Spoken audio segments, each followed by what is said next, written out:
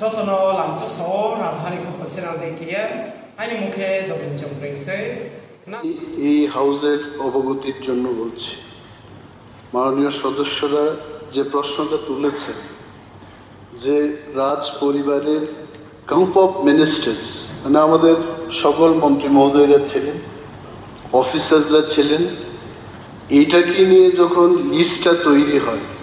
আমি ছিলাম, মাননীয় মন্ত্রী মহোদয়গণ ছিলেন সেখানে, আমি অনুরোধ করেছিলাম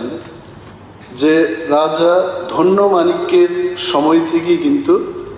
এই মন্দিরটা শুরু হয় এবং সেকাল থেকে রাজ পুরোহিতরা আজও সেই কালের রাজাদের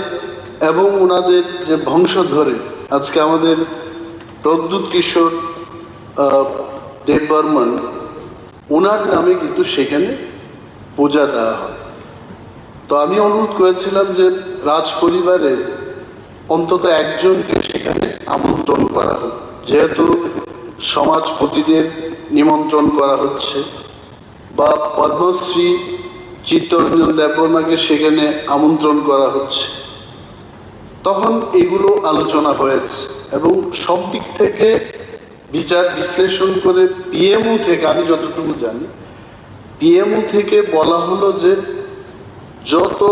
সংক্ষিপ্ত আকারে এই প্রোগ্রামটা করা যায় এটা করার জন্য আমাকেই বা বোঝানো এবং রাজমাতার নাম আমি বিশেষ করে বারবার অনুরোধ করেছি সেদিন যে উনাকে রাজ পরিবারের থেকে আমন্ত্রণ জানানো। তখন ওনার সেখানে উনি দাঁড়িয়ে থাকবেন কিনা, প্রধানমন্ত্রীর সাথে উনি মন্দিরের ভেতরে যাবেন কিনা, এইগুলো নিয়ে বিশদভাবে আলোচনার সিদ্ধান্ত হয়েছে যে যেহেতু রাজ পরিবারের একজন সদস্য যিনি পূর্ব ত্রিপুরার সাংসদ, উনাকে সেখানে রাখা, তো শি অলসো উইল রিপ্রেজেন্ট দি রাজ পরিবারের সদস্য হিসেবে উনি রিপ্রেজেন্ট করবেন। তো আই ক্যান টেল যে এই যে সোশ্যাল মিডিয়াতে ভাইরাল হচ্ছে, আমাকে অনেকে কটাক্ষ করে আমাকেও লিখেছে যে সেখানে রাজ পরিবারের লোক নেই, আপনি গিয়ে দাঁড়িয়ে কি লাভ হবে। আমি গেলাম অ্যাজ এ মিনিস্টার এবং অনারেবল মিনিস্টার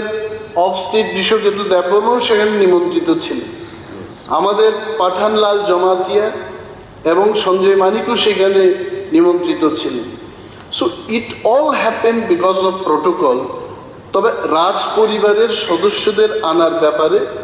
আমি মঠার রিপ্রেজেন্টেটিভ হিসেবে সেখানে আমি কিন্তু আমার আবেদন রেখেছি এবং